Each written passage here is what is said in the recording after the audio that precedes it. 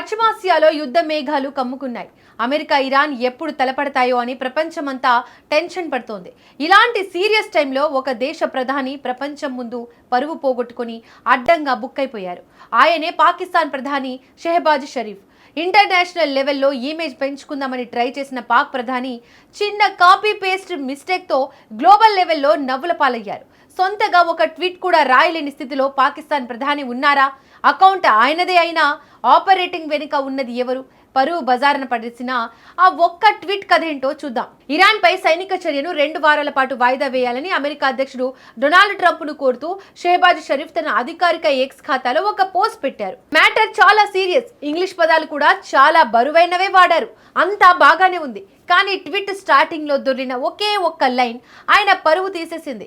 ఆ ట్వీట్ మొదట్లో draft Pakistan PM message on X అని ఉంది. అంటే ఎవరో రాసిచ్చిన డ్రాఫ్ట్ను కనీసం చదువుకోకుండా గుడ్డిగా కాపీ చేసి పేస్ట్ చేసేసారన్న మాట. కొద్దిసేపటికే తప్పు తెలుసుకొని ఆ డ్రాఫ్ట్ అన్న పదాన్ని ఎడిట్ చేశారు. కానీ అప్పటికే జరగాల్సిన నష్టం జరిగిపోయింది.